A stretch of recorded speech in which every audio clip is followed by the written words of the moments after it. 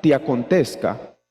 Pero él, volviéndose, dijo a Pedro: quítate de delante de mí, Satanás, me eres tropiezo, porque no pones la mira en las cosas de Dios, sino en las de los hombres.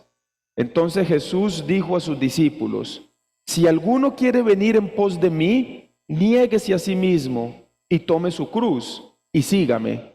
Porque todo el que quiera salvar su vida, la perderá. Y todo el que pierda su vida por causa de mí, la hallará. Porque ¿qué aprovechará el hombre si ganare todo el mundo y perdiere su alma?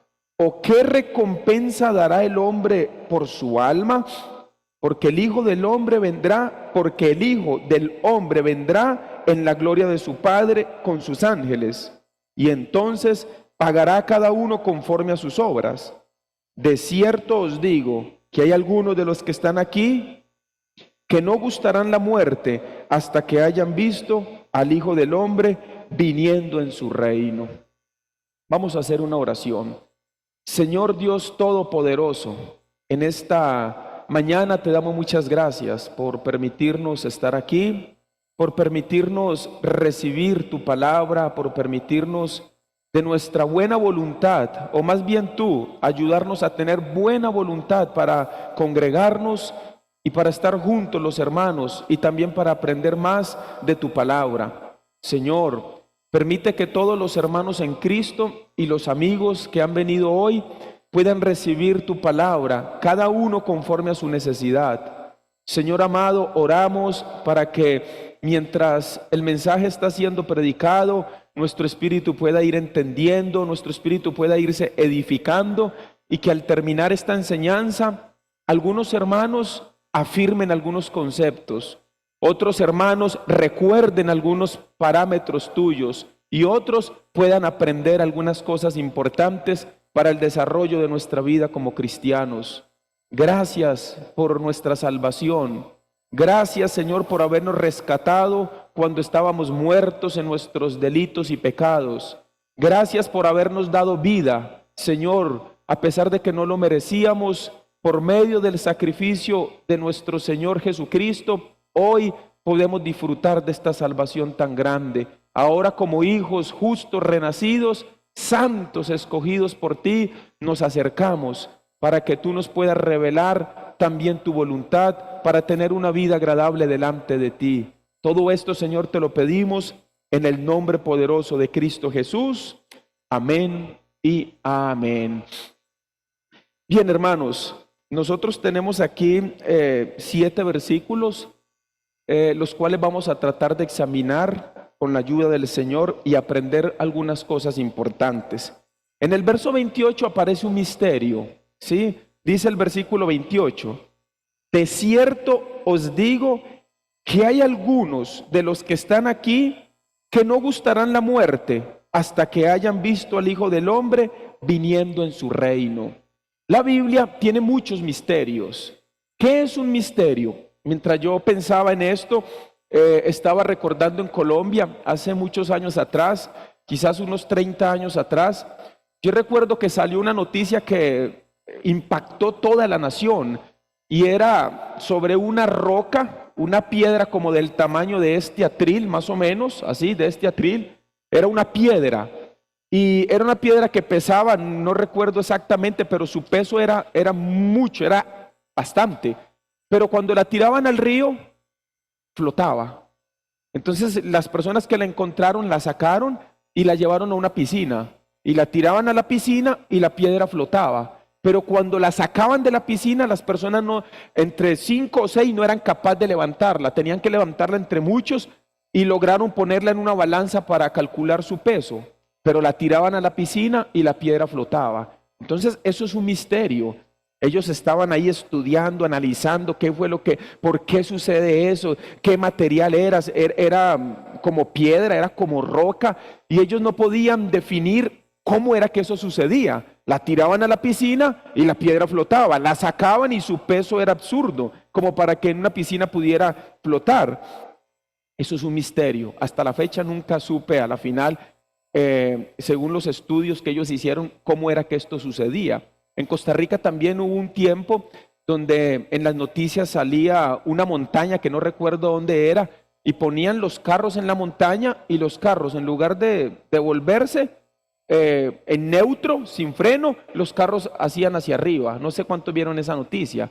Entonces estaban ahí todos preocupados, analizando por qué, si ponían un carro en una montaña, en lugar de irse para atrás, ¿sí?, que es lo más lógico, lo ponían en neutro, lo ponían sin freno y el carro más bien iba hacia arriba, poco a poco, como que si algo lo atrajera hacia arriba. Otro misterio. El verso 28 podríamos decir que es un misterio, pero hoy vamos a tratar con ayuda del Señor. Los que no han todavía entender ese misterio, lo vamos a comprender. Pero antes veamos en Marcos capítulo 4, de qué manera es que los misterios pueden llegar a ser revelados en el corazón de los hijos de Dios. En el capítulo 4 de Marcos aparece la parábola del sembrador, ¿sí? Jesucristo narra una parábola sobre 4 terrenos.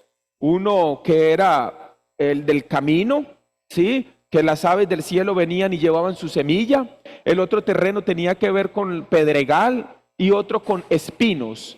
Pero el cuarto terreno, la Biblia dice que es el que da fruto al 30 por 1, al 60 por 1 y al 100 por 1. Entonces, cuando los discípulos escuchan esto y las personas que estaban cerca como que no entienden a qué se referirá Jesús con 4 terrenos, con el sembrador, con las aves de los cielos, los espinos, el pedregal, no comprendían. Y en el verso 11 aparece verso 11 y 12, no, verso 10 y 11, capítulo 4, verso 10 de San Marcos. Cuando estuvo solo, los que estaban cerca de él con los 12 le preguntaron sobre la parábola. Verso 11, y les dijo: a vosotros, ¿quiénes son vosotros? Ahí, según el contexto, ¿quiénes son vosotros? Lo acabamos de leer en el verso 10. ¿Quiénes son vosotros? Los que estaban cerca de Jesús y los discípulos. Lamentablemente hay muchos justos que no pasan cerca de Jesús. ¿A qué me refiero? A congregarse, por ejemplo, a leer la palabra, a orar. Y la mayoría de esos justos se están perdiendo grandes misterios, se están perdiendo gran revelación de la palabra en cada culto que se predica. Muchos quieren conocer la voluntad del Señor, pero no quieren pasar tiempo con el Señor. Mire, algunos de los que estaban cerca con sus discípulos le preguntaron: ¿qué pasó con el resto de las personas? No entendieron la parábola. Por eso es que hay muchos justos que no entienden los tiempos en los que estamos. Por eso hay muchos justos que no comprenden la importancia de la predicación del Evangelio, la importancia del servicio a Dios, la importancia de crecer en el conocimiento. Algunos todavía ven noticias. Hace unos años atrás salió una noticia sobre en los Estados Unidos estaban agarrando a los bebés, abortaban y con los bebés estaban haciendo como un alimento para darle a las personas. Entonces me escribió un hermano: pastor, ese es el anticristo. Ya salió el anticristo, pastor. Vio, ya salió el anticristo. Ya está el chip, ya salió el anticristo. Son hermanos que están muchos años de haber recibido su justificación, pero no crecen en conocimiento, no crecen en sabiduría, no han comprendido que el anticristo no va a surgir todavía hasta que la iglesia sea sacada. ¿Por qué no lo saben? Porque no se congregan, porque no leen la palabra del Señor, porque no pasan tiempo a solas con Dios. Dice el versículo 11, y les dijo: a vosotros os es dado saber el misterio del reino de Dios, mas a los que están fuera, por parábolas, todas las cosas. ¿Cómo les va a hablar a los que están fuera? Por parábolas. ¿A quién va a revelar el Señor sus misterios? A los que están cerca de Jesús, a los que pasan tiempo con Jesús, a los que pasan tiempo con su palabra. Entonces, si volvemos a Mateo capítulo 16, el verso 28 contiene un misterio, porque Cristo le está diciendo a sus discípulos: de cierto os digo que hay algunos de los que están aquí que no gustarán la muerte, o sea, no se van a morir hasta que hayan visto al Hijo del Hombre viniendo en su reino. ¿Cómo ver a Jesús viniendo en su reino? Si a estas alturas Cristo no ha tenido su segunda venida, y a estas alturas todos los discípulos ya murieron, entonces Jesús mintió. Porque dijo, algunos de los que están aquí no se van a morir hasta que me vean a mí venir en mi reino. Pero Cristo no ha venido todavía en su reino, al menos en su segunda venida. Él no ha venido, todavía no ha puesto sus pies sobre Jerusalén para gobernar en la tierra, en el monte de los olivos. Y los discípulos ya murieron todos. Ahora vamos entonces a tratar de analizar un poco ese misterio, pero vamos a empezar por el comienzo, verso 21. Mateo capítulo 16, versículo 21. Desde entonces comenzó Jesús, Mateo 16, 21.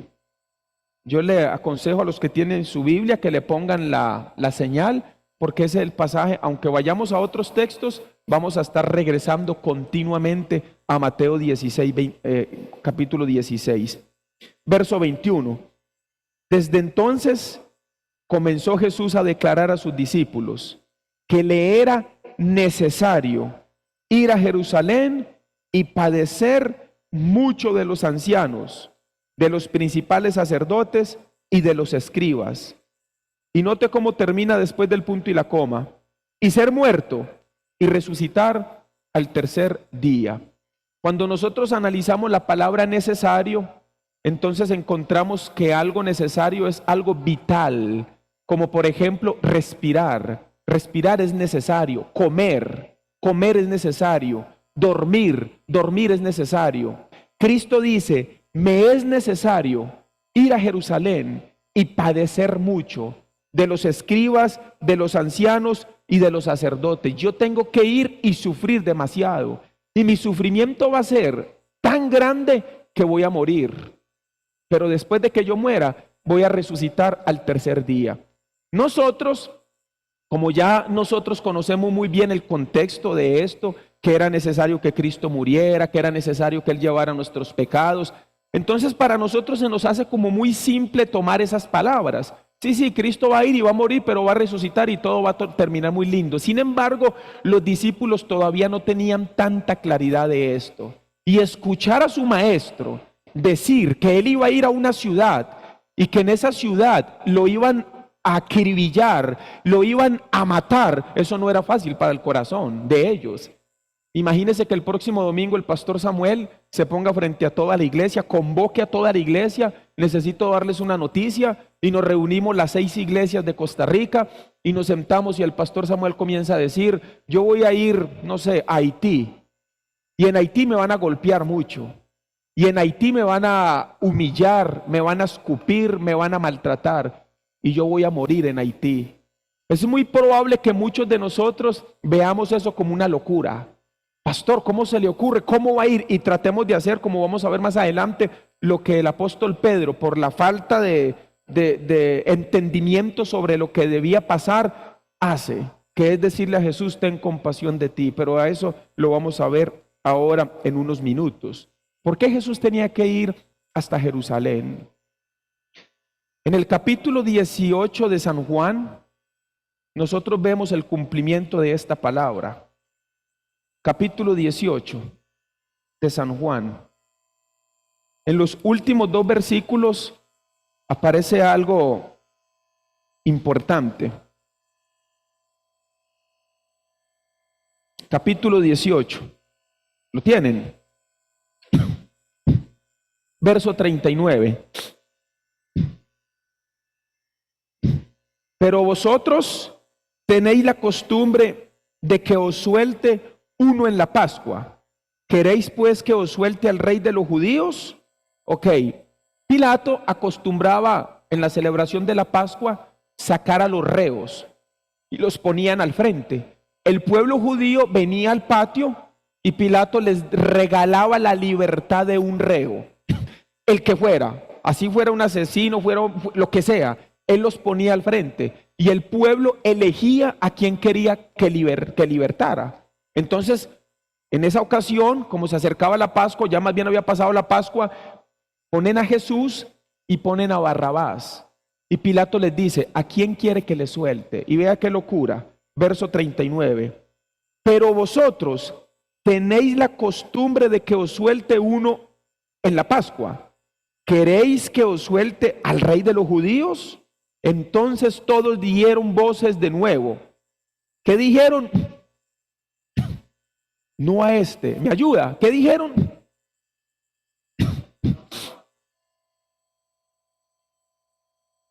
¿Sabe que el diccionario Real Academia Española inventó una palabra de este versículo?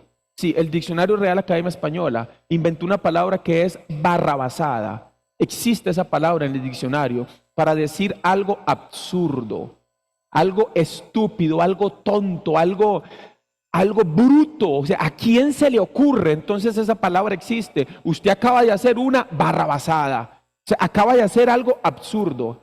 ¿Por qué? ¿Cómo se le ocurre al pueblo elegir a un ladrón, elegir a un borracho, asesino, parrandero y jugador, en lugar de a Jesús, que no había hecho ningún mal sobre la tierra?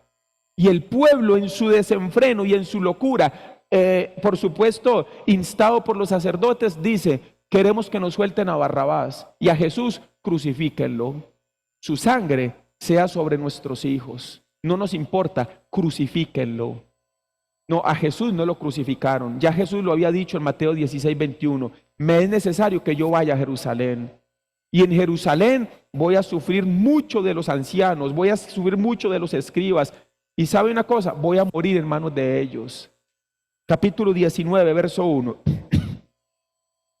Así que entonces tomó Pilato a Jesús y le azotó. Hace poco estaba viendo un documental de unos científicos no cristianos que quisieron revivir la muerte de Jesús.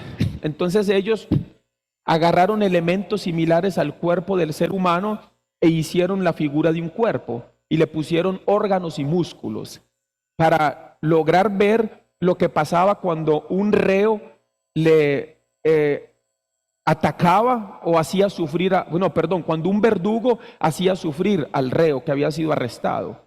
Entonces ponen ese cuerpo, lo ponen así en un lugar y agarran un rejo que ellos hicieron similar al que usaron para golpear a las personas que crucificaban en ese tiempo, que esos rejos regularmente tenían al final, era como un palito con un rejo largo, y al final tenía tiras donde se les pegaba hueso molido, como astillado, para que cuando el rejo golpeara a la persona, rompiera. Entonces ellos agarran ese rejo, acostumbraban los romanos golpear a sus reos 40 azotes menos uno, o sea, 39 veces. En los primeros 5 golpes en la espalda, la piel se puso roja completamente. Después del 5.º azote ya comenzó a salir sangre. El pellejo, la carne, este cuero principal se comenzó a desprender. Y después del número 12 se comienzan a exponer los órganos y los músculos. Algunos expertos creen que Jesús llegó a la cruz con algunos órganos expuestos.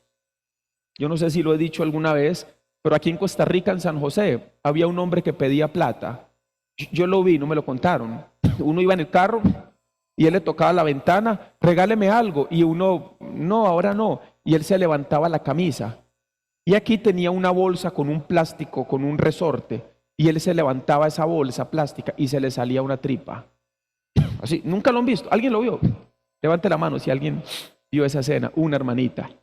Se le salía una tripa ahí, así, y uno se quedaba así. Daban ganas de darle plata cuando uno veía esa escena.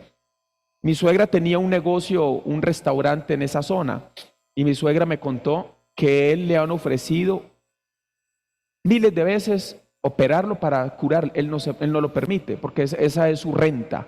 Le van a quitar su rentabilidad, con eso es que él pide plata. Se cree que Jesús, cuando llegó a la cruz, llegó con órganos expuestos. La paliza que le dieron a Jesús nunca en la historia se ha visto. Lo golpearon. Estos músculos, según los estudios, se cree que estos músculos, él llegó a la cruz sin este músculo. Se rajó y se le salió el músculo. Cristo no cargó una cruz. Según la historia, Cristo cargó un travesaño que se llama patíbulon. La cruz tenía 2 travesaños, uno vertical, que se llama estilpe, y uno horizontal que se llama patíbulon. creo que pesaba aproximadamente 40 kilos, no tengo exactitud en este momento del peso. Entonces eso fue lo que Jesús cargó, la parte horizontal, ¿cierto? Vertical, horizontal. Esa parte fue la que Jesús cargó. Recuerde que a él lo arrestaron después de él haber pasado la cena, él instauró la cena, termina de cenar y se va a un monte a orar. O sea que Jesús pudo haber sido arrestado tipo 10, 11 de la noche y pasó toda la noche en vela, de entrevista en entrevista, de bofetada en bofetada. Al día siguiente Cristo estaba amanecido, no había comido nada en toda la noche. Su última comida, según la Biblia, fue cuando él instauró la cena del Señor, Mateo capítulo 26. Cristo no había comido toda la noche.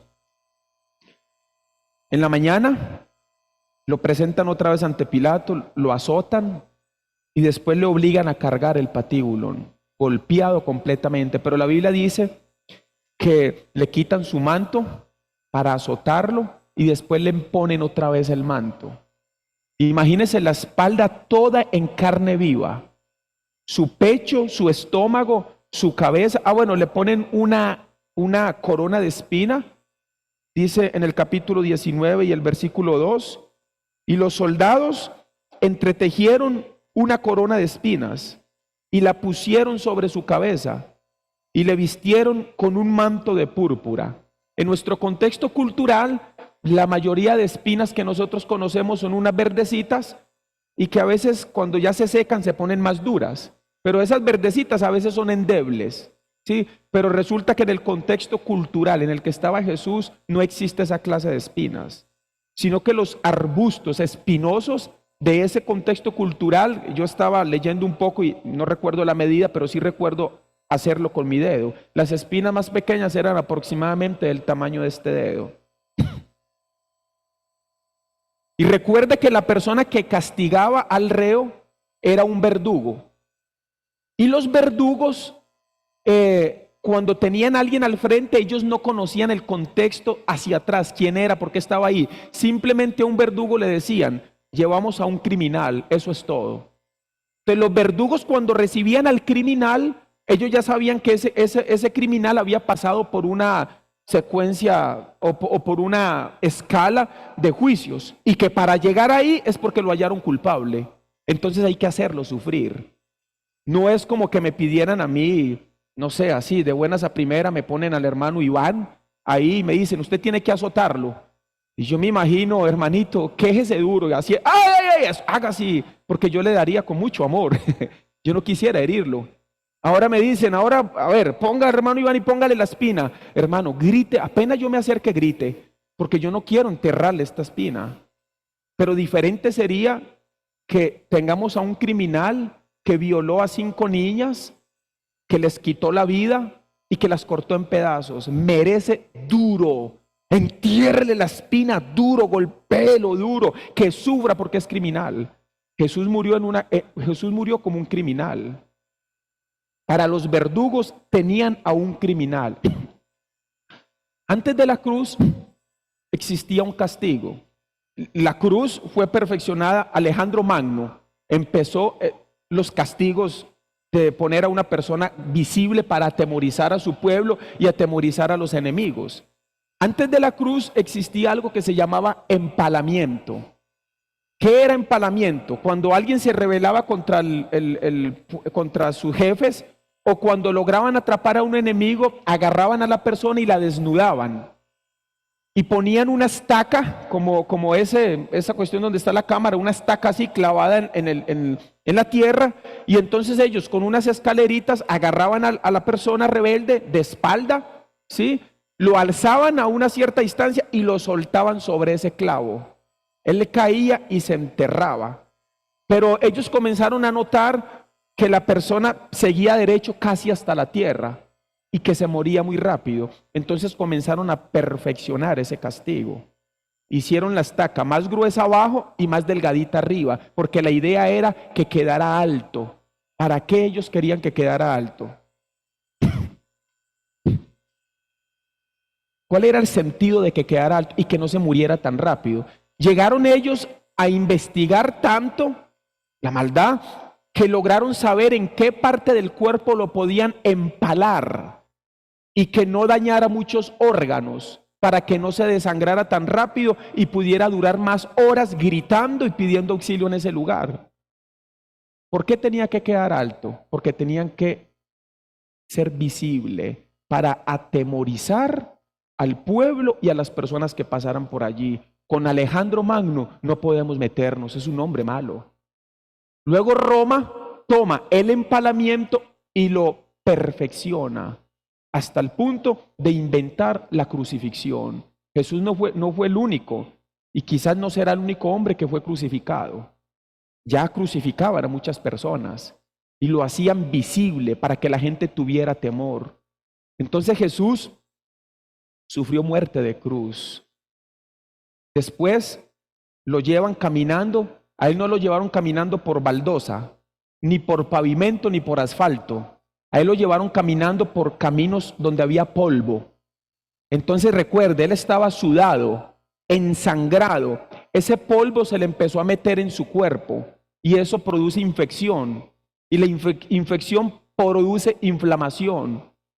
Ahora su manto se le pegó a su cuerpo completamente. Y cuando él llega al lugar de la cruz, la Biblia dice que le quitan el manto. Imagínese yo quitándole el manto a mi hermano Iván. Hermano, agüita caliente, sulfato de no sé qué, y tomes esta pastilla. Ay, hermano, sí, ay. Yo quitándole con mucho amor, porque yo no quiero que él sufra, porque lo amo. Pero resulta que el verdugo no amaba a Jesús. Ni le dijo, disculpe, Señor, le voy a ir quitando. Usted me dice hasta dónde le duele. No. El verdugo agarró el manto y lo arrancó. ¡Fa! Porque Jesús le dijo a sus discípulos, me es necesario que yo vaya a Jerusalén y sufra. Él tenía que sufrir. Le quitan el manto. Después lo acomodan en la cruz. Hay muchas teorías de cómo era la cruz. Sí, algunos creen que el travesaño, el estilpe, travesaño vertical ya estaba clavado. Pero de la manera que crucificaron a Jesús, entonces llegan a la conclusión que no se puede, que a él tuvieron que haberlo clavado desde el suelo, pero entonces cuando lo levantaron es probable que se cayera todo. Pero la Biblia dice que él fue colgado en la cruz. Hay un video de la película de Mel Gibson, la Pasión de Cristo, donde a él lo agarran la mano con un lazo porque él no se quiere dejar enterrar, clavar la mano. ¿Han visto ese video? Eso es mentira. Porque la Biblia dice que él fue como cordero al matadero, no abrió su boca. Si Jesús hubiera querido pelear contra esos desgraciados significa que no tenían la gracia de Dios. Si Jesús quisiera pelear contra ellos, hermano, él no tiene que mover nada. Habían 12,000 legiones de ángeles, 12 legiones de ángeles alrededor. La Biblia sí lo dice. Cuando él ora y Pedro le corta la oreja a Malco, Mateo capítulo 26, versículo 41 en adelante, cuando él le corta la oreja a Malco, Jesús le dice, guarda tu espada, Pedro, porque el que a hierro mata, a hierro muere. ¿Acaso no crees que puedo orar a mi Padre ahora? ¿De dónde venía Jesús? De orar. Pero él dice, ¿acaso no crees que puedo orar a mi Padre y me sería enviado 12 legiones de ángeles? Según Flavio Josefo, una legión son 8,000, 10,000 soldados. Pongámosle 8,000. 12 legiones de ángeles, 96,000 ángeles. 2 ángeles. Cuando fue castigado Israel por el pecado de David, mataron 70,000 personas. 2 ángeles. Imagínense 96,000 ángeles. Jesús no se resistió. Él puso sus manos, clávenme si es lo que tienen que hacer. Entonces la ciencia estudiando esto dice, él no pudo haber sido clavado. Porque si clavan a una persona en la palma de su mano, cuando él está colgado se rasga la piel, se abre la mano. Entonces no pudo haber sido clavado. Mintió la Biblia. Pero la ciencia descubre que los seres humanos tenemos en esta parte, aquí, una parte anatómicamente que no recuerdo su nombre, no puedo memorizar todo. Aquí en esta parte que es como un círculo. Y que si usted logra pasar un clavo por ese círculo de los 2 brazos, el cuerpo, entonces los 2 brazos resisten el cuerpo. Y recuerden que la contextura de Jesús era una contextura perfecta porque él se alimentaba perfectamente, no como algunos de nosotros. Entonces a él lo clavan. Ya para ese entonces los romanos sabían dónde era que tenían que hacer esto. Luego clavan sus pies. Y estando en la cruz, la Biblia dice que traspasan su costado. La Biblia no dice que traspasó su corazón. La ciencia después arroja datos donde ya podemos asegurar 100% que fue el corazón. Porque el corazón tiene una protección que se llama pericardio. El pericardio es una bolsa gelosa que contiene agua. Es como una agua gelosa. Y eso impide que el corazón crezca más de lo que debe crecer. Entonces, cuando a él atraviesan su costado, la Biblia dice que salió. ¿Qué salió? Agua y sangre. Y cuando la ciencia estudia anatómicamente el cuerpo, se da cuenta que en esta parte no hay nada que pueda tener agua, más que el corazón. Le traspasaron el corazón a Jesús. Pero ya él había muerto, porque él dijo, a mí la vida nadie me la va a quitar, yo la doy. Ya él había muerto, ya él había dicho, Padre, en tus manos encomiendo mi espíritu. De hecho, hay un científico que cree que Jesús murió de un derrame pericárdico. Sí, esa parte se puede llegar a romper, por eso había tanta agua. Jesús murió, hermanos. Él tenía que morir. ¿Por qué murió? ¿Por qué él tenía que sufrir esa muerte tan terrible? La Biblia dice en Romanos capítulo 6, verso 23, la paga del pecado. ¿Me ayudan? La paga del pecado es que, entonces los mormones creen que una persona cuando se muere paga por su pecado. Es que tengo un problema con esa teoría, que el problema de que la paga del pecado es la muerte, es que tiene que morir alguien inocente. Y cuando un mormón, una persona muere, humanamente hablando, muere como culpable, no como inocente. Entonces yo no puedo pagar por mis pecados. Por eso tenía que morir Jesús. Yo les hago una pregunta, ¿dónde llevó Cristo Jesús todos nuestros pecados? ¿Dónde lo llevó? Yo quiero escuchar. ¿Dónde? Vamos a ver un momentico primera de Pedro, capítulo 1. Usted se va a Apocalipsis, capítulo 1 y se devuelve. Ahí está Judas, se devuelve otro poquito, están las 3 cartas de Juan y se encuentra Pedro. Primera de Pedro, capítulo 1, versículo 18.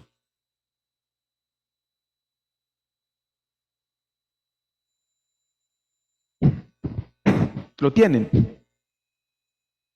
Sabiendo que fuisteis rescatados.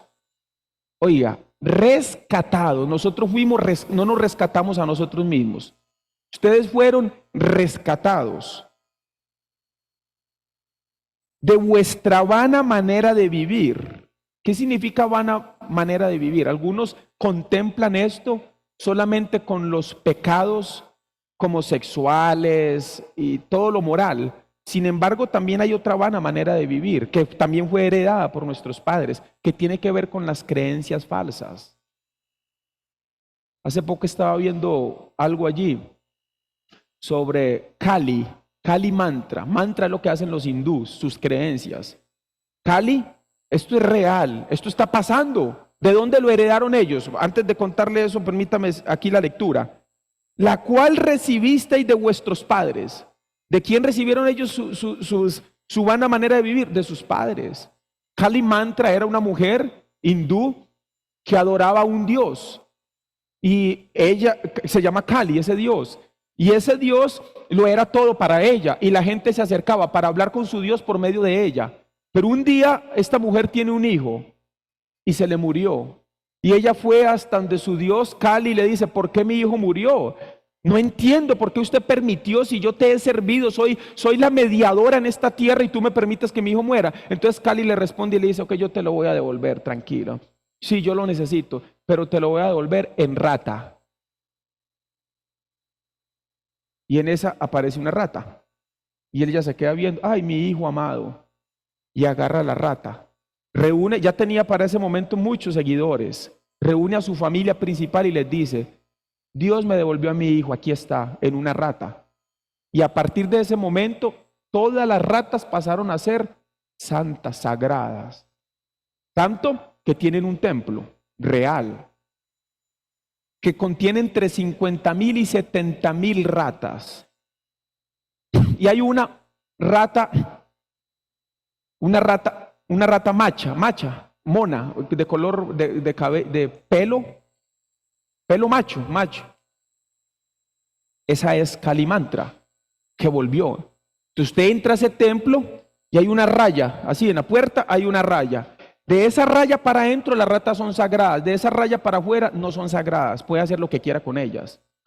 Y curiosamente, decía el que hizo el reportaje, decía, qué curioso, que las ratas no salen, no pasan esa raya. ¿Y para qué van a pasar si en el templo tienen todo?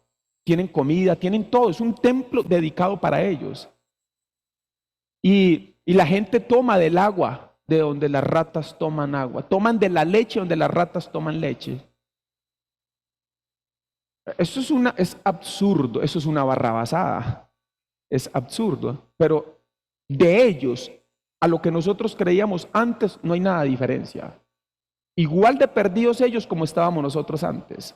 Y defendíamos lo que creíamos, no, es que no, y con vehemencia, como el apóstol Pablo cuando era Saulo, que defendía con vehemencia la enseñanza falsa.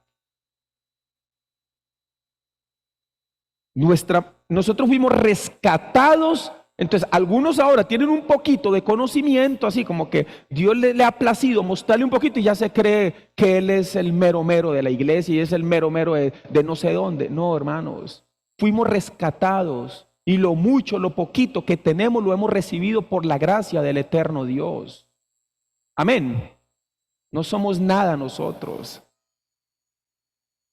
Estaba escuchando una enseñanza de un pastor coreano y él decía, ¿qué es la quijada de un burro? Él es de lo más inservible del cuerpo del burro. Y dice, pero la quijada de un burro en la mano de Sansón era el instrumento más grande para la guerra y mató miles de hombres con la quijada de un burro, algo inservible.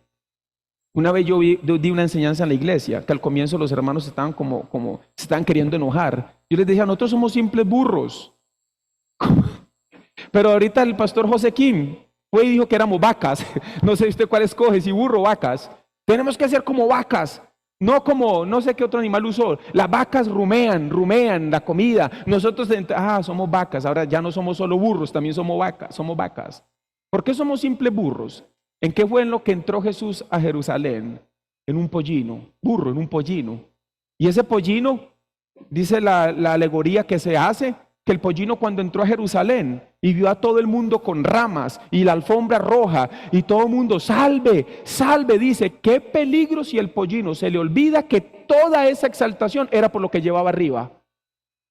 Hay personitas que a veces se pueden llegar a olvidar que el entendimiento, la sabiduría, lo que lee, lo que aprende, la instrucción, todo lo que tiene es por la bendita gracia de Dios. Seguimos yendo. Nadie lo quiso decir. Dice. Luego les dije, somos una simple zarza en el desierto. Cuando estudiamos la zarza, nos damos cuenta que es el arbusto menos servible del desierto. Y ahí fue donde Dios quiso glorificarse con su fuego santo para glorificarse a Moisés. Pero lo que da uno, somos simples vasos de barro, donde el Eterno eligió estos simples vasos de barro para morar. Eso somos nosotros. Y el pastor José Kim pues nos enseña que también somos vacas. Entonces, tome nota. Verso 18 de Primera de Pedro 1. Sabiendo que fuiste rescatados de vuestra vana manera de vivir, la cual recibisteis de vuestros padres, no con cosas corruptibles como oro o plata. Nosotros no fuimos redimidos, ni comprados, ni rescatados con oro o con plata. ¿Cómo fuimos nosotros rescatados? Verso 19. Sino con la sangre preciosa de Cristo. ¿Cómo? Eso es un símil. Como de un cordero sin mancha y sin contaminación. Fuimos rescatados por la sangre de Cristo. Repito, no vaya, solamente lo voy a citar. Mateo 16, 21. Me es necesario que yo vaya a Jerusalén. que sufra demasiado y ahí voy a morir. Voy a derramar toda mi sangre. Voy a derramar toda mi sangre, mi cuerpo va a ser entregado y yo voy a morir. Es necesario que esto pase. ¿Para qué? Para rescatarlos a todos ustedes. Capítulo 2, verso 24. Ahí mismo, Pedro.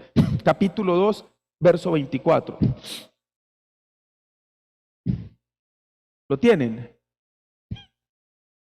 Quien llevó él mismo nuestros pecados. ¿Dónde? En su cuerpo sobre el madero. Cristo llevó tus pecados, mis pecados, pasados, presentes y futuros en su cuerpo. Pero eso significa que Él tenía que ir a una cruz y sufrir en su cuerpo, en la carne. Efesios capítulo 1, un momento, por favor. Efesios capítulo 1. Versículo 7. Efesios 1:7. ¿Lo tienen? Para que el tiempo nos alcance, hay que hacer así como flash. En quien tenemos, aparece una palabrita aquí, redención. Esa palabrita en el griego original también se traduce como libertad. En quien tenemos libertad por su sangre, el perdón de pecados según las riquezas de su gracia. Tenemos nosotros redención, fuimos libertados del pecado, libertados del infierno, libertados de la condenación por su sangre. Por eso es que Cristo tiene que ser exaltado por la iglesia justa renacida todos los días de su vida. Tiene que ser alabado, tiene que ser exaltado, tiene que ser honrado, respetado, servido, porque Él fue el que estuvo en la cruz. Él fue el que cargó todos nuestros pecados en su cuerpo como un cordero. Después de que tuvo todo el pecado en su cuerpo, Él lo llevó a una cruz. Y allí Él fue crucificado. Ahora cada persona que comprende el perdón de sus pecados por medio de Jesús debe comprender que Él es el Cordero. Debe comprender que Él es el Señor. Debe comprender que Él es el único Salvador. Volvamos a Mateo. Y ahora sí, entendamos el verso 21. Mateo 16, 21. ¿Lo tienen? Desde entonces comenzó Jesús a declarar, a hablar a sus discípulos que le era necesario ir a Jerusalén y padecer mucho de los ancianos, de los principales sacerdotes y de los escribas, y ser muerto y resucitar al tercer día. Era necesario que Cristo muriera en la cruz del Calvario. Ya entendimos por qué era necesario. Él tenía que ir a pagar una deuda. Él tenía que morir para cancelar la deuda, para llevar nuestros pecados. Pero aparece el verso 22. Estas son las personas con muy buenas intenciones, pero que están siendo todavía gobernadas por pensamientos del mundo, por pensamientos de la carne, incluso influenciadas por el mismísimo demonio. Verso 22. Entonces Pedro, tomándole aparte, comenzó a reconvenirle, como a altercarle, como a decirle, no, está mal lo que usted va a hacer. ¿Y qué le decía? Señor, y así se titula el mensaje de hoy, ten compasión de ti. En ninguna manera esto te acontezca, porque el ser humano todo lo quiere fácil. Pedro decía, Señor, no tienes que hacer esto. Y estas frases, los que servimos al Señor, las vamos a escuchar continuamente. Otra vez para la iglesia. ¿Cómo que usted da el diezmo en su iglesia? ¿Cómo que usted solo servir y servir? Ve, ahí está todo enfermo y que se va a levantar para irse para la iglesia. Descanse, repose, piense en usted, porque este mundo solo piensa en las cosas del mundo, terrenales. Pero Pablo dice en Gálatas capítulo 2, versículo 20, Juntamente crucificado con Cristo estoy, pues ya no vivo yo. ¿Me ayudan? Eso es para la iglesia. Tenemos que desgastarnos, como cuando usted trabaja en seguridad, que tiene que trabajar toda la noche hasta las 6 de la mañana, y a las 6 de la mañana le dice el jefe, se enfermó el que hace el día, le va a tocar que hace en el día. Eso sí, yo me quedo, claro, es un día extra, yo me quedo. Ah, pero en la iglesia no. Nosotros debemos entender, mis amados, que a veces hasta nuestra familia va a estar continuamente diciéndonos, ten compasión de ti. Ese ten compasión de ti es para que tú no hagas la voluntad de Dios. Pero ¿qué tiene? Le dice el muchacho a la muchacha. Ese muchacho, mire, es guapo. El muchacho es buena gente, no tiene vicios, no tiene drogas, es trabajador, es estudioso. Solo le falta que se haga justo, pero eso ahí en el camino. Ten compasión de ti, mire que ya usted los años que tiene, aproveche porque mire que... Y ahí está el mismísimo demonio ministrando el corazón de una justa, para que ella ceda y haga algo en contra de la voluntad de Dios, porque la Biblia dice, no os unáis en yugo desigual. Espera el tiempo de Dios. El Señor ha de tener una persona. ¿Y sabe qué le digo yo a los jóvenes de la iglesia? Y también a las hermanas solteras y solteros. Y si no te llega en la tierra, tranquila, en el cielo no vas a necesitar nada de eso. Les da como un desaliento. No, pastor, pues es que yo quiero en la tierra. Tranquilo, si no, somete tu carne, somete tu mente y tu corazón y espera en Dios. Todo en el tiempo de Dios es perfecto. Ten compasión de ti. Pedro le dice a Jesús, Señor, ten compasión de ti, no te acontezca semejante cosa. La gente del mundo muchas veces, incluso dentro de la iglesia, nos van a tratar de religiosos, porque nosotros queremos dedicar nuestras vidas al Señor. Vea lo que le dice el verso 23. Pero él, volviéndose, dijo a Pedro, quítate de delante de mí. ¿Cómo le llamó? ¿Era Pedro Satanás? No. ¿Estaba poseído por Satanás? Tampoco. La palabra Satanás en el griego tiene una connotación con adversario. Adversario. ¿Qué es lo que le está diciendo Cristo? Tú te estás convirtiendo en este momento en un adversario. Escúcheme, toda persona que se acerque a mi vida y me quiera llevar por parámetros que no estén conforme a la voluntad de Dios, son adversarios. Son adversarios. Voy a poner otra vez el mismo ejemplo. ¿Cómo que usted todos los domingos para el culto? Pero es que salió ese paseo tan bonito, que usted no vaya un domingo al culto, usted no se va a ir al infierno. No, pero es que tengo que servir ese día, tengo un compromiso. Pero no importa, y comienzan adversarios, adversarios. Una vez el pastor Marvin, cuando la iglesia estaba apenas comenzando a recibir el evangelio, contó el testimonio de los 15 años de la hija. Me imagino que ustedes conocen el testimonio. Y el pastor Samuel algo le pidió, predicar algo. No, pero es que tengo el cumpleaños de mi hija. Sí, pero eso lo puede celebrar otro día. Tranquilo. Y dice que él ese día tuvo que correr, venir, hacer un montón de cosas, porque él sabía que él debía cumplir con el Señor, el llamado que Dios le hizo a él. Y entonces algunos hermanos en la iglesia, yo creo que no eran hermanos cuando eso, ya eso es exageración. Ah, no, o sea, ya eso es demasiado, o sea, no, tampoco. Y yo todavía como estaba pues muy endeble, como que, cierto. Dice mi sobrinito, qué testimonio, tío. Yo les voy a contar un testimonio que no salga de aquí y de Facebook. Pero este fin de año, por entendimiento en el Señor, yo hice algo que nunca había hecho los otros años desde que soy justo. Y es dedicar el fin de año para el Señor y la iglesia. Yo dedicaba el fin de año para distraerme, irme a la playa. Nos íbamos 8 días, toda la familia, toda. En el año alquilábamos un lugar y nos íbamos. Ah, qué lindo el pastorcito. 24, 25, 26, 27, 28, 29, 30, 31 y a veces nos regalaban hasta el primero, nos quedamos hasta el primero.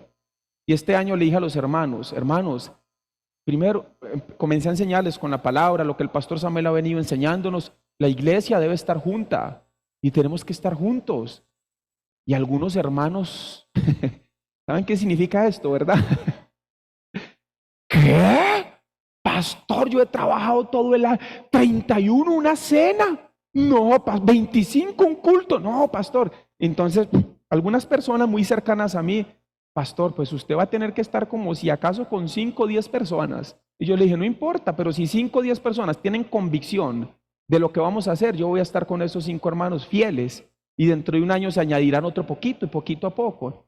Y el 25 hicimos un culto y llegaron muchos hermanos y yo me quedé asombrado. Y el 31 hicimos una cena y estábamos, confirmen hermanos, nadie confirmaba. Una lista como de 7 gatitos, no, y ahora somos gatos también.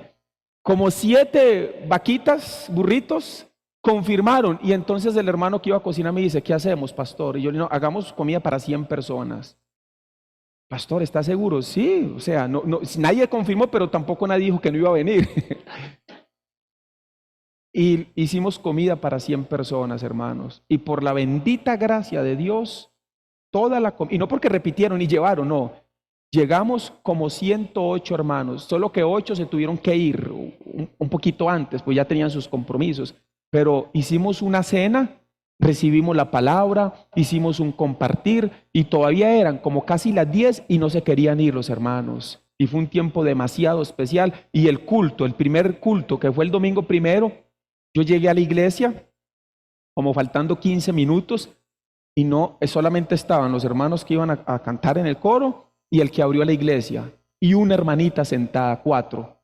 Y entonces hicimos el culto a las 11 y llegó las 11 en punto y habían llegado 2 hermanitos y yo dije, seguro si me abandonaron. Si Demas me abandonó más amando este mundo y Lucas, quién sabe dónde andará. Pero sabe, empezamos con los que habíamos y después llegamos casi 70 hermanos. Empezaron a llegar y tuvimos un culto para glorificar el nombre de Dios. La iglesia está aprendiendo. Y les voy a contar otro secreto. Esta va a ser nuestra primera Semana Santa en la que este servidor va a venir, no sé con cuántos hermanos, pero que voy a venir con demasiada convicción, porque la mayoría de veces he venido por sujeción, por respeto a mis autoridades, porque yo decía, yo debería estar descansando, pero yo venía con algunos hermanos. Este año le hemos metido fuerza, empeño a enseñar a la iglesia con mucho entendimiento ya en las escrituras. Y doy gracias a Dios por el pastor Samuel y su paciencia para enseñarnos todas las semanas con la palabra, hasta convencernos con la palabra, no con sus argumentos ni sus ideas. Entonces este año vamos a traer las sillas, a traer las mesas, ya está todo planificado y yo no sé cuántos hermanos van a venir conmigo y usted me va a ayudar a orar para que vengan muchos y traigan invitados. ¿Verdad que sí, hermanos? Aunque algunos dicen, pastor, ten compasión de ti. Pastor, descanse. Pastor, no predique tanto. Pastor, ¿cómo que usted va allá, va aquí, viene aquí? Pastor, ¿usted cómo va a terminar? No importa si termino muerto, porque al final el morir es, ayúdenme, el morir es, estamos para servir al Señor con todas nuestras fuerzas. Amén, hermanos. La iglesia debe contagiarse de ese principio. ¿Qué dice el versículo 23? Pero él, volviéndose, dijo a Pedro, quítate de delante de mí, Satanás, me eres tropiezo, porque no pones la mira en las cosas de Dios, sino en las de los hombres. Acompáñame un momentico a Colosenses 3.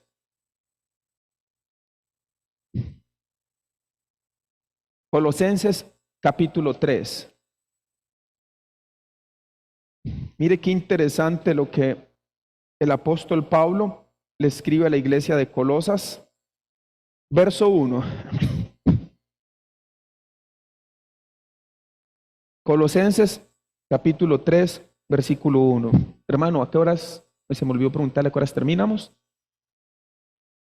Ok.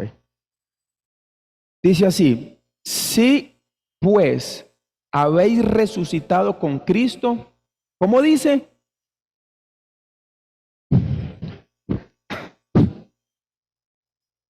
Buscad las cosas de arriba donde está Cristo sentado a la diestra de Dios. Verso 2, poned la mira en las cosas de arriba, no en las de la tierra. Las de la tierra continuamente nos está jalando, porque cuando nosotros nos volvemos al Señor a través del verdadero evangelio, aún esta carne, como un buey rebelde, sigue jalando por las cosas de este mundo. Y ahora Pablo nos dice, busquen las cosas de arriba. ¿Qué le dijo Cristo a Pedro? Usted no está poniendo la mira arriba, la está poniendo en las cosas de los hombres. ¿Recuerdan a Pablo cuando Agabo el profeta lo visitó? Agabo agarró el cinto de Pablo, se envolvió y dijo, así dice el Espíritu Santo, el dueño de este cinto va a ser apresado y va a ser llevado, hasta va a morir. Y los hermanos que hicieron, ten compasión de ti, Pablo, ten compasión de ti, no te acontezca tal cosa. ¿Y qué dice Pablo? No, ¿por qué ustedes están turbando mi corazón? Yo voy a ir a Jerusalén y voy a ir a Roma. Y si tengo que morir, estoy dispuesto a dar hasta mi propia vida. Pero las personas a veces creen que Pablo era Pablo. No, Pablo es ejemplo para nosotros. Porque Pablo era discípulo de Jesús. Por eso Pablo dice, sed imitadores de mí, como también yo soy imitador de Cristo. Nosotros tenemos que estar dispuestos a dar nuestra propia vida con tal de seguir predicando el evangelio. Primera de Pedro 2. Primera de Pedro capítulo 2. Mire, hermano, qué hermoso versículo vamos a leer. Versículo 11.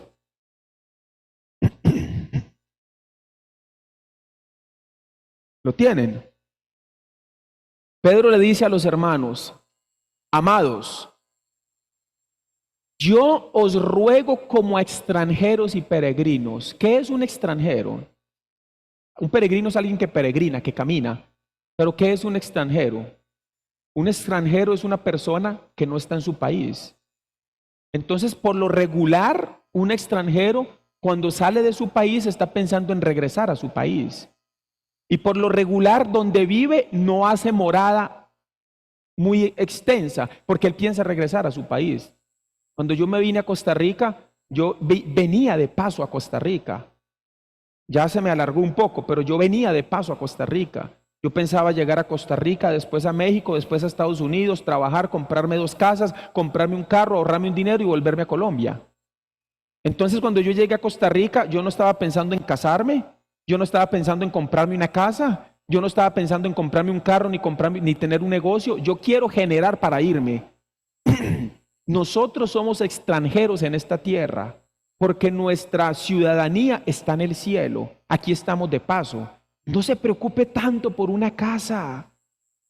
Si usted puede comprarla, cómprela. Si tiene los recursos, hágalo. Si va a hacer un préstamo y es bajo parámetros loables, no esos parámetros de que usted compra una casa y la paga 3 veces, no le encuentro el sentido a eso. Haga lo que quiera, hermano, pero recuerde que usted aquí no está su ciudadanía. Hágalo con calma, porque hermano, la muerte puede llegar así. ¿Y para qué estar tan estresado, tan angustiado? No puedo ir los domingos porque tengo que trabajar, no puedo servir porque tengo que pagar. No, hermano, entre más libre económicamente esté usted, más tranquilo va a estar para servir al Señor.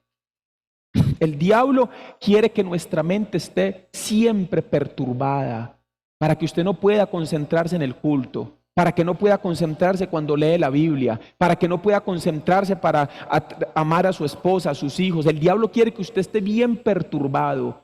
Y también él pone negocios y también él pone cosas para que usted se afane, para que corra. No, yo le dije a la iglesia hace poco, a los hermanos de Tibás, algunos de ustedes lamentablemente no pueden decir lo que dice Mateo 6:33. ¿Recuerdan Mateo 6:33?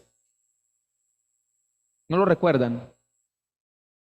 ¿Cómo dice? Mas buscad primeramente el reino de Dios y su justicia, y todas las cosas, y estas cosas serán. Yo le dije a los hermanos de Tibás, muchos de ustedes no pueden decir que Dios les añadió. Tienen que decir, yo lo trabajé.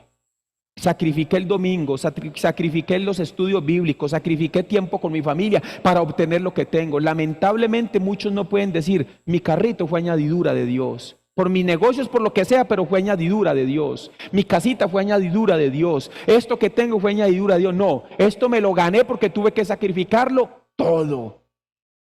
porque ponen la mira en las cosas de la tierra. No viven como extranjeros y peregrinos. Verso 11 de Primera de Pedro 2. Amados, yo os ruego como extranjeros y peregrinos que os abstengáis de los deseos carnales que batallan contra el alma. ¿Cuáles son esos deseos carnales? Todo lo que tiene que ver con la tierra, con las cosas de este mundo. Tiene que ver con una casa, con un carro, con casarme, con familia. Pastor, pero todo eso me lo puede añadir Dios. Espera que Dios te lo añada. Porque algunos, por no esperar el tiempo de Dios, entonces se juntan con personas que no deben juntarse, inician negocios que no deben iniciar, toman deudas que no deben tomar.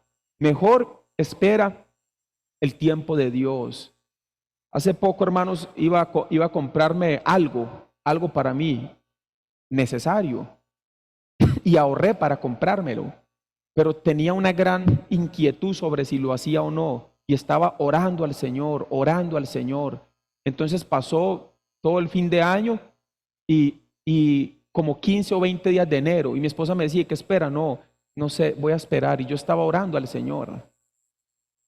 Y un día vengo en mi carro de por ahí de una reunión y voy a voltear a la izquierda, es de noche, y viene un señor en una moto y me da vía, y yo paso, y cuando paso viene otro en otra moto, frena, se cae y pega contra mi carro. Yo me levanto a mirar al Señor, ahí está todo, un muchacho todo lastimado, llorando, llaman a ambulancia, y yo no tengo chance, nada más miro que fue una moto, y yo, bueno, pues, ahorita yo tuve la culpa, ¿sí? Porque pues él me dio vía, pero yo debí fijarme también de que no viniera nadie más, y era de noche. Y el asunto es que la bromita salió por 1.057.000 colones, y yo tuve la culpa. Entonces yo me arrodillé y di gracias al Señor que yo no hice esa compra que no debía hacer en ese momento, porque si no, no hubiera podido hacerle frente a esto otro. Por eso tenemos que aprender a tener comunión con Dios en todo lo que vamos a hacer, incluso cuando el recurso lo tengamos, porque hoy lo podemos tener, pero mañana no sabemos. Volvamos para ir terminando. Verso 24.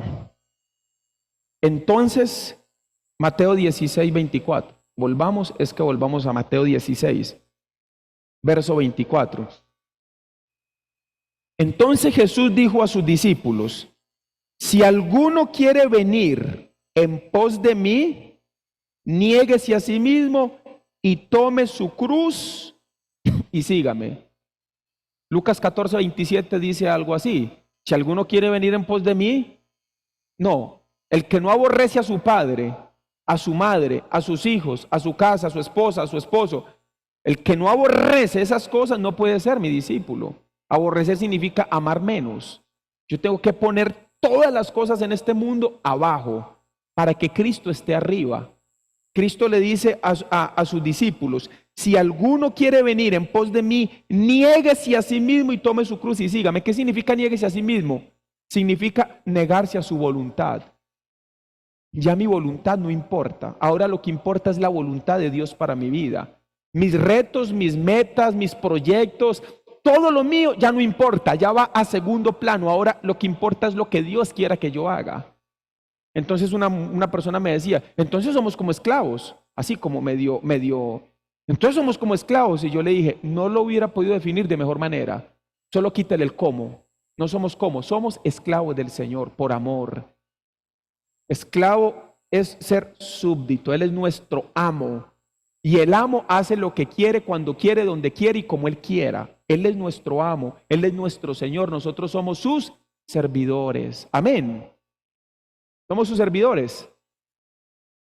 25. Porque todo aquel que quiera salvar su vida, la perderá. Y todo aquel que pierda su vida por causa de mí, la hallará. Porque ¿qué aprovechará el hombre si ganare todo el mundo y perdiere su alma? ¿O qué recompensa dará el hombre por su alma? Porque el Hijo del Hombre vendrá en la gloria de su Padre con sus ángeles, y entonces pagará a cada uno conforme a sus obras. Tesalonicenses, no lo busque, capítulo 1, verso 8 al 11. Ahí dice que Él vendrá para retribuir con fuego a todos los que no obedecieron al Evangelio y también a los que nunca oyeron el Evangelio. Él va a retribuir a cada uno conforme a sus obras. Y aparece el verso 28. Desierto. La palabra desierto es la palabra griega amén.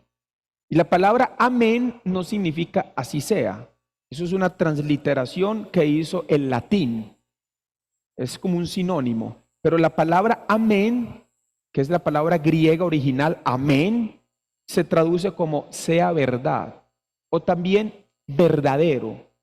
Entonces Cristo está diciendo, en verdad, de verdad os digo, que hay algunos de los que están aquí que no gustarán la muerte, o sea, que no se van a morir hasta que hayan visto al Hijo del Hombre viniendo en su reino. ¿Qué pasó allí? ¿Cómo es que algunos no se iban a morir si ya todos se murieron? Vamos a resolver ese misterio. Capítulo 17, versículo 1. Se refería a Pedro, Juan y Jacob. 6 días después, Jesús tomó a Pedro, a Jacobo y a Juan su hermano y los llevó aparte a un monte alto. Algunos aquí, como les dijo, no van a gustar la muerte antes de que me vean a mí venir en mi reino. Y entonces vea lo que sucede. Verso 2. Y se transfiguró delante de ellos. ¿Qué significa se transfiguró? Se mostró con el cuerpo perfecto con el que Él va a gobernar en el reino. ¿De cuál reino se refiere? Al reino milenial y al reino eterno. Ahora Él se muestra. Él le dice a sus discípulos, algunos de ustedes no se van a morir hasta que me vean a mí venir en mi reino. 6 días después toma a Pedro, Juan y Jacob, venga para cumplir esta palabra. Lo lleva aparte y se transfigura. Se muestra tal y como Él va a reinar en su milenio. Y no solo se transfigura, vea lo que pasa.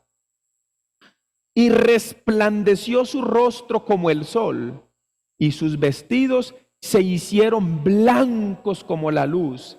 Y he aquí les aparecieron Moisés y Elías hablando con él. Wow, hermanos. ¿Usted se imagina qué escena? La de los discípulos estar ahí, ver a Jesús con su cuerpo glorificado y enseguida ver a Elías y a Moisés hablando con Jesús. No, hermanos, es una experiencia única. Y entonces Pedrito, que siempre con su modo, ¿verdad? Verso 4, entonces Pedro dijo a Jesús, Señor, bueno es para nosotros que estemos aquí. Claro, qué alegría, Señor. Ahora entiendo, te estoy viendo a ti venir en tu reino. Imagínense, hermanos. Y dice, ahora, bueno es para nosotros que estemos aquí. Si quieres, hagamos aquí 3 enramadas, una para ti, otra para Moisés y otra para Elías. Después de la semejante reprensión, porque que le digan Satanás no debe ser bueno, ¿verdad? Y menos el maestro. Apártate, Satanás, me eres tropiezo. Ahora, 6 días después le dice, venga, Pedrito, te voy a enseñar un misterio. Vas a entender este misterio. Venga, te voy a llevar, porque tú eres uno de los que me vas a ver a mí venir en mi reino. Llámese a Jacob y llámese a Juan. Ellos van a ver. Eran 3 discípulos que continuamente estaban cerca de Jesús. ¿Por qué? Continuamente estos discípulos estaban cerca de Jesús. Y nosotros debemos, hermanos, vivir en esta tierra como Pedro, Juan y Jacobo. Continuamente cerca de Jesús. ¿Cómo? A través de la palabra, a través de la oración. ¿Cómo? A través del culto, a través del servicio, a través de la santidad. Debemos buscar todos los días santificarnos para el Señor. Ya Él nos hizo santos y perfectos para entrar al reino de los cielos. Pero ahora a nosotros nos corresponde una tarea: haced morir lo terrenal en nosotros. Como dice Colosenses 3:5. Haced morir lo terrenal en vosotros, fornicación, y ahí aparecen otros pecados más.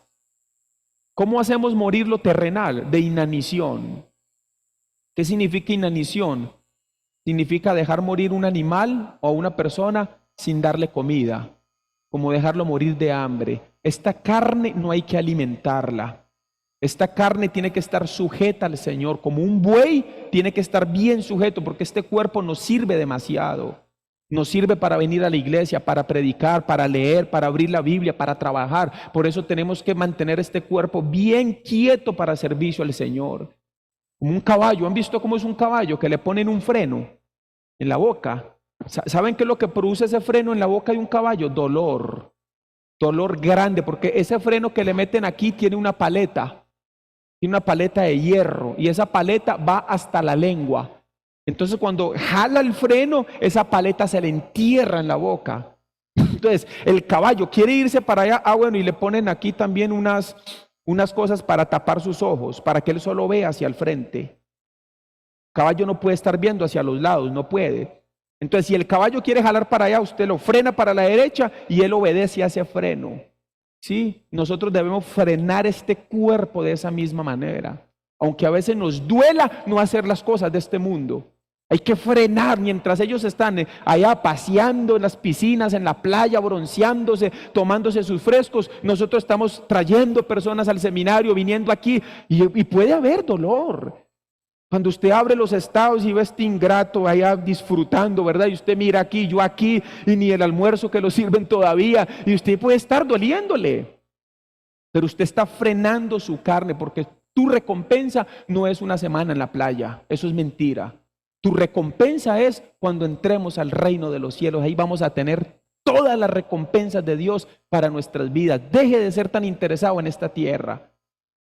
Si Dios te ha dado buena salud, te ha dado una casita, disfrútala, pero eso son solamente añadiduras. Las recompensas reales es cuando partamos con el Señor. Ahí vamos a recibir todas nuestras recompensas. Amén, hermanos. Le doy permiso que cierre su Biblia ya. Voy a concluir. Era necesario que Cristo fuera a Jerusalén, aunque iba a sufrir. Aunque iba a morir, también iba a resucitar al tercer día. Era necesario que Él cargara todos nuestros pecados en su cuerpo y que después cancelara la deuda con su muerte. La deuda, Él cargó nuestros pecados cuando fue bautizado, pero la deuda la canceló cuando Él murió en la cruz del Calvario. Vamos a tener muchos Pedros a nuestro alrededor.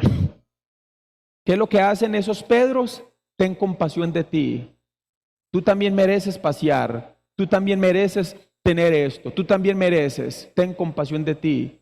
Y esos Pedros quieren quitarnos nuestros ojos de arriba y que las pongamos aquí en la tierra para que sirvamos más a las cosas del hombre que a las cosas de Dios.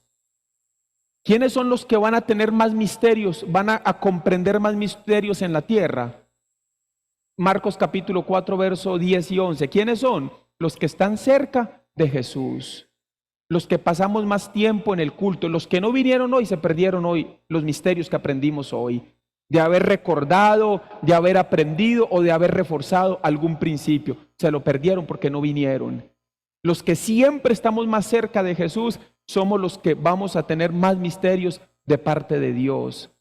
Y cuando Cristo finalmente le dice a sus discípulos, algunos de vosotros, se refería a Pedro, Jacobo y Juan, no gustarán la muerte hasta que hayan visto al Hijo de Dios venir en su reino. Se refería a ellos tres y se refería a la transfiguración, donde ellos tuvieron esa oportunidad tan bella de poder ver a Jesús. Acompáñenme a hacer una oración.